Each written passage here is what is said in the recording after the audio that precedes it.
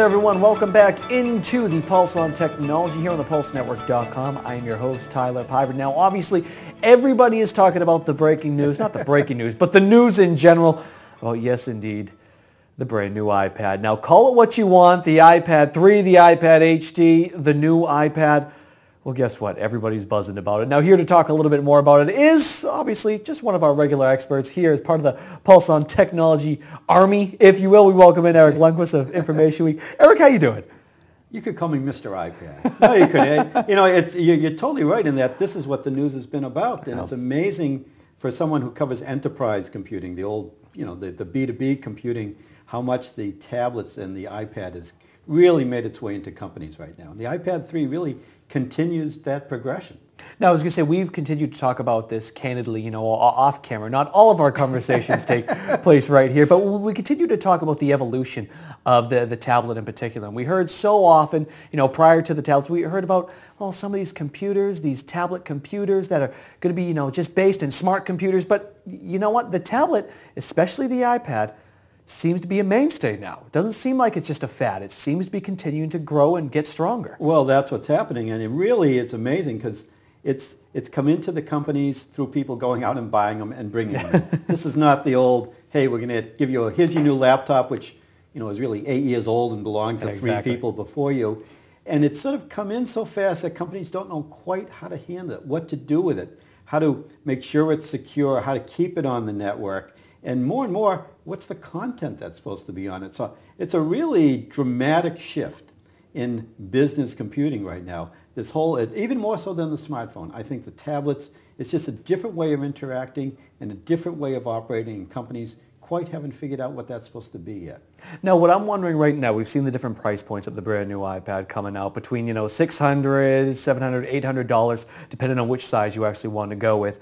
But I always wonder at this point in time, are we releasing them too soon right now? And is there that much of a difference between, well, the original iPad then the iPad 2, just a front-facing camera? But for the enterprise, what's going to make them want to go out and drop $650, $700 on this new iPad 3, if you will? Well, maybe the biggest part of the iPad 3 announcement is the iPad 2, of which I have a demonstration model right here. This is He's the doing iPad his best 2. Vanna White impression. I use the 2. I actually use it with a case that has a keyboard attached to it because I'm still a keyboarder at some point. Absolutely. Zag makes it. It's that when they came out with the iPad 3, they dropped the price on the iPad 2. So the iPad 2 right now is a very approachable price point to come in, putting more pressure on the the Kindles out there, the Android machines out there, the Galaxy machines out there. So maybe one of the biggest stories is that the iPad really is a family at this point, and you can go from 2. I will say the iPad 3, I think it sort of sets a new a style of computing, where the iPad 2 was all about consuming content. You'd go in and you'd swipe stuff, and you could look at it and publish stuff. Now they've added so much internal memory capacity. They put a much faster processor in it, and they've started to add a networking, and beyond just the Wi-Fi networking. They've added, you can sign up through AT&T or through Verizon for packages. Absolutely. So it becomes much more of a complete computing package where you can actually produce content and drive it out yourself. And that is a big change in terms of how tablets are going to be used in companies. Well, that's one thing that's important to note, because, you know, we continue to hear it, obviously, here at the Pulse, that we're basically preaching to people saying, you know, every company at this point in time has become a media company. They're all creating content. And, you know, we never saw that with someone with their big desktop walking around creating, you know, content of their own. But now we are, in fact, seeing that. And this is enabling them not only to be a media company, but every person is then creating content inside and underneath that one brand. Well, you know, they're calling it the iPad huddle. Now, there's a Google huddle, but this is when 5 people sort of get around the water cooler or in the coffee room, and they all have their iPads out. Maybe they're building a presentation, or they're coming up with some sort of, you know, sales strategy, and they're all doing it on their iPad. Now, the second part of this, and this is for nerds only, you know, if you're not a nerd, you can tune out for a second.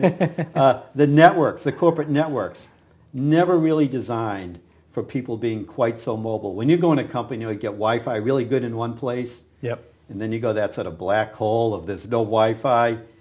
That's sort of okay with a smartphone. It's not with a tablet. You want really strong connectivity all the time. So now you're having the networks, the corporate networks, have to catch up with what this iPad is. Just Absolutely.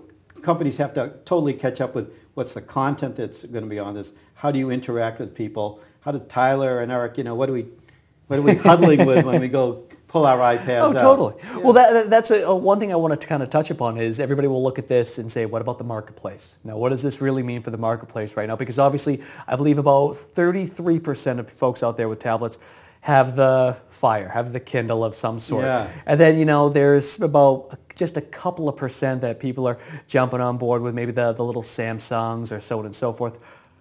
Apple's got this thing cornered right now, huh? Well, this whole thing they talked about in the iPad 3, this Retina display, which I haven't used, but the resolution becomes so you can't distinguish pixels. So they're trying to do a technology leap in terms of the display.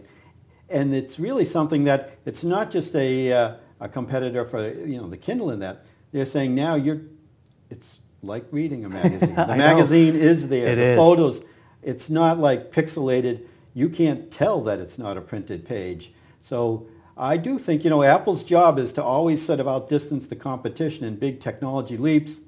I've got the iPad 2. I use it a lot. I've come to like it a lot. It took me a little time. Yeah. But I'm ready to try out the 3. Okay, I was going to say, before I let you go. So if you give me your credit card, Tyler, we can order one right now. $600, I don't know, let's buy a couple, Yumi. So let me ask you that. Have they made enough improvements for you, as someone that has the 2, to want to go out and buy the 3? I'd have to use it. I think Yeah. that there's things that I really like about the concept behind the 3, the always-on connectivity, just the faster speed. People always like faster speed. Mm-hmm. The Retina display, it's just like this cool idea. I just want to see what it looks like. Also, when they came out with the 3, they added a bunch of either updated apps or new apps they put into it. GarageBand was updated. iPhoto was updated. So, they do what they're supposed to do in technology. I want to try it. If I try it, I'm going to want to buy it. He's not going to let it go. You're going to see him walking around the streets of the United States with nothing but the iPad 3 in his head. Excellent stuff. He is Eric Lundquist of Information Week. I am Tyler Pyburn of the Pulse Network. Another great conversation right here on the Pulse on Technology. Have a good one.